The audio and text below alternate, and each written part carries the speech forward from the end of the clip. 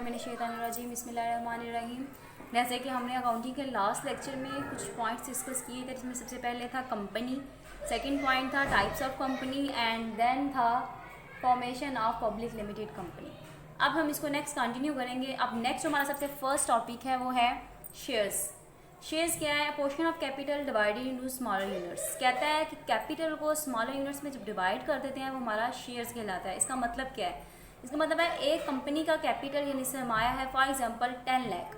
अब उसके company shares issue करती है। शेयर्स क्या होता है? Just a piece of paper है, सिर्फ एक पीस ऑफ पेपर है। उसके ऊपर लिखा होता है कि इस बंदे ने हमें जो है इतने पैसे दिए हैं, आफ्टर सम टाइम अगर वो रिटर्न करना है रिडीमेबल यानी वापस होने हैं शेयर्स, तो वो डेट भी ऊपर मेंशन होती है। जस्ट एक पीस ऑफ पेपर है जो कि लोगों को दिया जाता है यानी शेयर होल्डर्स को दिया जाता है कि वो शेयर्स जो है लें और उसके बदले हमें पैसे दें। शेयर्स एक पीस ऑफ पेपर है, कंपनी कुछ लोगों को वो शेयर्स देती है, वो पीस ऑफ पेपर देती है और उसके बदले जो है वो पैसे ले लेती है। दैट मीन्स वो शेयर्स इशू कर देती है, दूसरे बंदों को दे देती है। और जो शेयर्स ले लेता है उसको कहते हैं शेयर होल्डर्स, और जिसको शेयर और जो शेयर देते हैं कंपनी शेयर्स देती है और जिसको दिए जाते हैं वो शेयर होल्डर्स बन जाते हैं। नेक्स्ट है क्लासेस ऑफ शेयर्स। अब क्लासेस ऑफ यहाँ पे डिफरेंट क्लासेस हैं शेयर्स की। नंबर 1 है ऑर्डिनरी शेयर। ऑर्डिनरी शेयर क्या है? Ordinary shares represent the company basic voting rights and reflecting the equity ownership of a company. कहता है कि ऑर्डिनरी शेयर्स क्या, ये रिप्रेजेंट करता है वोटिंग राइट को। फॉर एग्जांपल किसी एक बंदे ने ऑर्डिनरी शेयर्स परचेज किए हैं, उसका मतलब है जिसने ऑर्डिनरी शेयर्स परचेज किए हैं उस कंपनी में, उस बिजनेस में उस बंदे के पास वोटिंग राइट है कि वो वोटिंग राइट यूज़ करके जो है किसी को भी नॉमिनेट कर सकता है बिजनेस में एज अ शेयर होल्डर या एज अ डायरेक्टर और एनीथिंग एल्स। ओके, नेक्स्ट है ordinary shares typically carry on vote per share and each share gives equal right to dividends।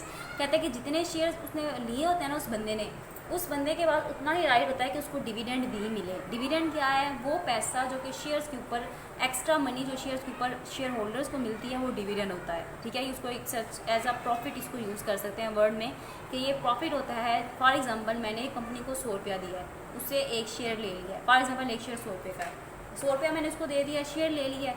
अब उस शेयर के बदले में मेरा बेनिफिट क्या है? मुझे एक शेयर के बदले में 10 रुपये मिलने हैं। तो वो 10 रुपये क्या है? डिविडेंड है। डिविडेंड क्या है? एक्स्ट्रा मनी जो पे की जाती है शेयर होल्डर्स को, उसका डिविडेंड कहलाता है। These shares also give right to the distributor of the company assets in event of winding up or state. कहता है कि जिस बंदे ने ये शेयर्स परचेज किए हैं ना, उसके पास जो है वो राइट है कि जब कंपनी को वाइंड अप किया जाए तो उस एसेट्स में से उसको कुछ एसेट्स दिए जाएँ, उसके पेमेंट की जाए। मीन्स शेयर्स के प्राइस मैंने 10 लाख के शेयर्स परचेज किए हुए हैं, अब कंपनी वाइंड अप होगी तो मेरा राइट है कि मुझे एसेट्स में से ये वैल्यू दी जाए as a share holder. In short ordinary shares क्या हैं? ये शेयर्स हैं जिसमें कंपनी जो है उस शेयर होल्डर को वोटिंग राइट देती है। वोटिंग राइट देने के बाद उसको डिविडेंड भी देती है। और थर्ड, जब कंपनी वाइंड अप होती है तो उस टाइम पे भी उसको एसेट्स में उसको कुछ हिस्सा उसको मिलता है उसके जो है पोर्शन के मुताबिक। नेक्स्ट सेकंड है प्रेफरेंस शेयर्स। प्रेफरेंस शेयर्स क्या है? Preference shares given their holder of preferential right or to a fixed amount of dividend, meaning that they will receive dividends ahead of ordinary shares। इसका मतलब preference नाम से ही जाहिर हो रहा है। प्रेफरेंस का मतलब क्या है? प्रेफर होता है किसी को किसी दूसरी बात पे तरजीह देना। तरजीह देना किस चीज़ पे? कहता है कि इन शेयर्स को प्रेफरेंस है, तरजीह दी जाती है ऑर्डिनरी शेयर्स पे। किस चीज़ की प्रेफरेंस है? प्रेफरेंस इस चीज़ की है कि जब डिविडेंड दिया जाएगा, शेयर होल्डर्स को डिविडेंड मिलना है, चाहे वो प्रेफरेंस शेयर है, चाहे वो ऑर्डिनरी शेयर है, चाहे वो कोई भी शेयर्स हैं। अब डिविडेंड मिलना है, इस पर प्रेफरेंस किस चीज़ की है कि जब डिविडेंड मिलना है ना प्रॉफिट में से, बिजनेस के प्रॉफिट में से शेयर होल्डर्स को डिविडेंड मिलना है, तो सबसे पहले प्रेफरेंस शेयर्स वालों को डिविडेंड मिलता है। इनको इस चीज़ की प्रेफरेंस है कि सबसे पहले डिविडेंड इनको मिलेगा और अगर बाकी पैसे बच गए हैं, प्रॉफिट बच गया है, तो बाकी शेयर होल्डर्स को डिविडेंड दिया जाएगा। प्रेफरेंस शेयर्स का मीनिंग मेन पॉइंट यह है कि इनको डिविडेंड पे प्रेफरेंस होती है, इनको तरजीह दी जाती है। Preferred shareholder also have higher priority claim on the company's asset in case of insolvency। अब दूसरा पॉइंट क्या है? इनको प्रेफरेंस दी गई है कि जब इंसॉल्वेंट होगी कंपनी, अगर इंसॉल्वेंट हो गई है, एसेट्स में से जो हिस्सा मिलता है सबसे पहले प्रेफरेंस शेयर वालों को मिलेगा एंड देन बाकी शेयर होल्डर्स को मिलेगा।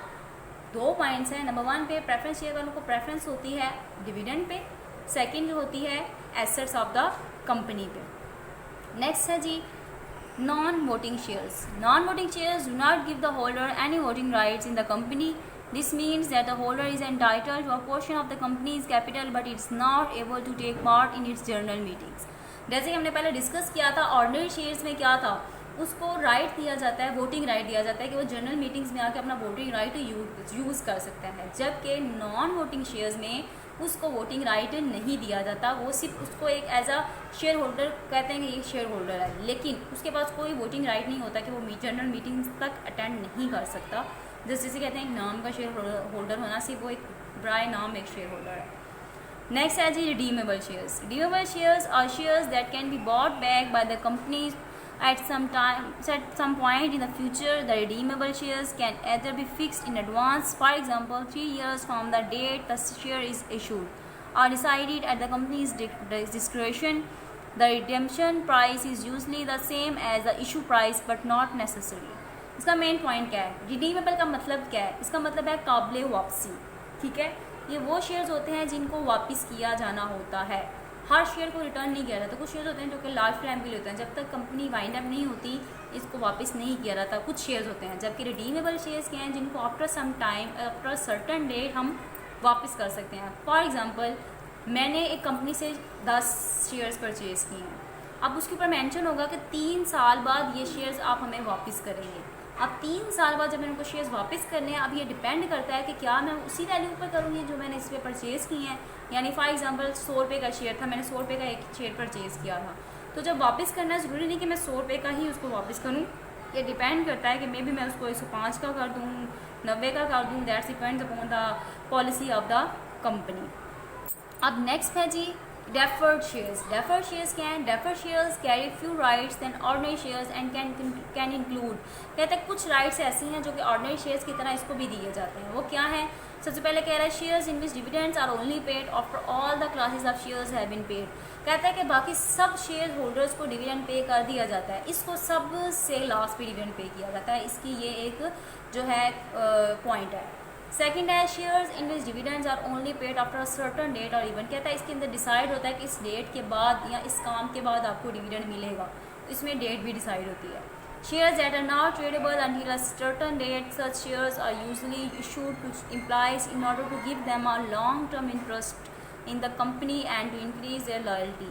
कहता है कि ये शेयर्स हैं ना ट्रेडेबल। ट्रेडेबल का मतलब है इसको आप दूसरों को नहीं दे सकते, ट्रांसफ़र नहीं कर सकते। कहता है कि आप जो है एक स्पेसिफिक डेट तक इन शेयर्स को दूसरों को ट्रांसफ़र नहीं कर सकते। क्यों ऐसे करते हैं? ताकि जो लोग हैं वो लॉन्ग टर्म के लिए ये शेयर्स यूज़ करें, सालों के लिए यूज़ करें और उनकी लॉयल्टी कंपनी के लिए इंक्रीज़ हो। नेक्स्ट पॉइंट है जी, नेक्स्ट जैसे ये पॉइंट्स हैं मार्केट प्राइस और पार वैल्यू या फेस प्राइस का डिफरेंस क्या है। सबसे पहले कहते हैं मार्केट प्राइस पर शेयर। सिंपली मार्केट प्राइस क्या, किस चीज़ की? शेयर की मार्केट प्राइस क्या चीज़ है? Market price of shares per share simply refers to the most recent price of a single share in a publicly traded stock. This is not a fix price, is fluctuates throughout the trading day. कहता है कि market price क्या है? एक share की जो उस time पे पब्लिक में जो ट्रेड किया जा रहा है, उस टाइम पे जब सेल कर रहे हैं, जो उसकी प्राइस है ना मार्केट में, उसको कहते हैं मार्केट प्राइस। अब सेकंड कह रहा है फेस प्राइस, फेस वैल्यू या पार वैल्यू ऑफ शेयर्स क्या है जी? Par value is the price of a financial instrument of the at the time it is issue. कह रहा है कि जब उसको इशू किया जाता है उस कंपनी, इसकी फेस वैल्यू जो है ना उसके ऊपर मेंशन होती है। शेयर्स के ऊपर इसकी फेस वैल्यू लिखी होती है, 1000 है, 100 है, 10 है, और ये वेरी भी करती है कंपनी टू कंपनी इसके हमने इसकी शेयर पार वैल्यू क्या रखनी है। ज़्यादातर हमारी यहाँ पे पार वैल्यू यूज़ होती है। नेक्स्ट पॉइंट है इशू ऑफ शेयर्स। अब शेयर्स इशू करने हैं, कैसे इशू करने हैं? सबसे पहले वो कह रहा है issue of shares is the process in which companies allot new shares to the share holders. कहता है इशू ऑफ शेयर्स एक प्रोसेस है जिसमें कंपनी जो हैं शेयर्स अलॉट करती हैं शेयर होल्डर्स को। Share holders can be either individuals or companies. कहता है कि लोग भी शेयर्स परचेज कर सकते हैं और कंपनीज भी परचेज कर सकती है। नेक्स्ट ये इशू ऑफ, अब सबसे पहले कहता है कि सबसे पहले इशू ऑफ प्रॉस्पेक्टस। सबसे फर्स्ट पॉइंट है शेयर इशू करने के लिए आपको प्रॉस्पेक्टस इशू करना पड़ता है। ठीक है, ये कंपनी प्रॉस्पेक्टस इशू करती है। सेकंड है रिसीविंग एप्लीकेशन। सेकंड स्टेप है जी एप्लीकेशन रिसीव करती है उन लोगों से, उन कंपनी से जिन्होंने शेयर्स परचेज करने होते हैं। थर्ड पॉइंट है अलॉटमेंट ऑफ शेयर्स। कहते हैं अब जब एप्लीकेशंस आ गई हैं तो एप्लीकेशंस के बदले में वो शेयर्स अलॉट कर देती है, यानी शेयर्स उन कंपनीज़ को या उन लोगों को दे देती है। ये इसके स्टेप्स हैं। नेक्स्ट है और 3 basic steps of procedure of issuing shares. The process of creating new shares is known as allocation or allotment. कहता है कि न्यू शेयर्स को देने, दूसरों को अलॉट करना या देना कहलाता है अलॉटमेंट या इशुएंस। नेक्स्ट है इशू ऑफ शेयर्स। अब इशू ऑफ शेयर्स है, इशू ऑफ शेयर्स के आपको स्टेप्स मैं बता चुकी हूँ। इसमें 2 स्टेप्स मेन है जिसकी हम एंट्रीज भी पास करते हैं, जिसको हम आगे चैप्टर में एंट्रीज भी पास करेंगे। हमारा ये सारा न्यूमेरिकल्स आगे कंटिन्यू होगा। सबसे पहले कह रहा है receiving applications and then allotment of shares. Receiving applications की एंट्री क्या है? एप्लीकेशंस फॉर एग्जांपल मैंने कंपनी के शेयर्स परचेज करने हैं, मैं क्या करूँगी, मैं उस कंपनी को दूंगी 100 रुपीज़, क्योंकि एक शेयर फॉर एग्जांपल 100 रुपीज़ का है, 100 रुपीज़ दूँगी, साथ में एक एप्लीकेशन फॉर्म दूँगी। जैसे कि आप कॉलेज में जाकर एडमिशन्स लेते हैं स्टूडेंट्स, ठीक है, एडमिशन लेने के सबसे पहले प्रॉस्पेक्टस परचेज़ करते हैं। प्रॉस्पेक्टस परचेज़ करने के बाद जो है फॉर्म फिल करते हैं, फॉर्म फिल के साथ कुछ उसकी फ़ी होती है, वो कॉलेजेस में दी जाती है। बिल्कुल इसी तरह फॉर्म यानी एप्लीकेशन प्लस उसके साथ जो है उसकी जो पैसे हैं वो हम बिज़नेस को देंगे, कंपनी को देंगे। अब पैसे किसके पास, हम एज अ कंपनी जो है ये एंट्रीज कर रहे हैं। मैं कंपनी हूँ, मेरे पास आए हैं पैसे, बैंक में मेरे में इजाफा हुआ, मैंने बैंक को कर दिया है डेबिट। बैंक को मैंने क्या कर दिया है? डेबिट कर दिया है। अब पैसे आए हैं, बैंक को डेबिट किया है, एसेट में इजाफा हुआ है। On the other hand side हमारे पास एप्लीकेशंस भी आई हैं। एप्लीकेशंस क्या हैं? इन एप्लीकेशंस के बदले में अभी आपने शेयर इशू करने हैं, ठीक है, अभी शेयर इशू किया नहीं है। दैट मीन्स ये शेयर एप्लीकेशन हमारी क्या है? लाइबिलिटी है। शेयर एप्लीकेशन लाइबिलिटी और लाइबिलिटी को क्रेडिट करते हैं। ये कौन सी एंट्री है? Receiving application. जब भी एप्लीकेशन रिसीव हो उसकी एंट्री होगी bank debit, share application credit. Okay, next step है allotment of shares. Allotment of shares कह रहा है 3 किस्म की होती है। नंबर 1 पे कहता है allotment of shares on par value बता चुकी हूँ, वो वैल्यू जो कि शेयर की वैल्यू है, फेस वैल्यू है, उसके ऊपर मेंशन है। कहता है कि यहाँ पे अलॉटमेंट करो पार वैल्यू पे, यहाँ अलॉटमेंट करो प्रीमियम पे और यहाँ अलॉटमेंट करो डिस्काउंट पे। पार मीन्स जो उसकी वैल्यू है उसी पर ही शेयर को इशू कर दो। फॉर एग्जांपल 100 की वैल्यू है तो आप 100 का शेयर इशू कर दोगे, 10 की वैल्यू है तो आप 10 का शेयर इशू कर दोगे। सेकंड पॉइंट है प्रीमियम। प्रीमियम का मतलब है पार वैल्यू से ज़्यादा वैल्यू पे शेयर इशू करना, पार वैल्यू से ज़्यादा वैल्यू पे शेयर इशू करना। फॉर एग्जांपल पार वैल्यू थी 100 रुपीज़ और आप शेयर इशू करते हो 105 का, यानी कि 5 रुपीज़ आपका उसमें क्या है? प्रीमियम है। पार वैल्यू से ज़्यादा पे इशू करें तो वो प्रीमियम कहलाता है, पार वैल्यू से कम पे इशू करें तो वो डिस्काउंट कहलाता है। फॉर एग्जांपल शेयर की वैल्यू थी 100 और आपने इशू कर दिया है 95 का, तो 5 रुपीज़ आपका क्या हो जाएगा? डिस्काउंट हो जाएगा। अब नेक्स्ट चलते हैं। नेक्स्ट क्या है? अलॉटमेंट ऑफ शेयर्स में क्या है जी? अलॉटमेंट ऑफ शेयर्स में सबसे पहले कह रहा है ऑन पार। जब पार पे आप शेयर इशू करोगे तो उसमें सबसे पहले क्या है? उसकी एंट्री होगी शेयर एप्लीकेशन डेबिट और शेयर कैपिटल क्रेडिट। पीछे एंट्री में आपने शेयर एप्लीकेशन को क्रेडिट किया हुआ था क्योंकि वो आपकी लायबिलिटी थी।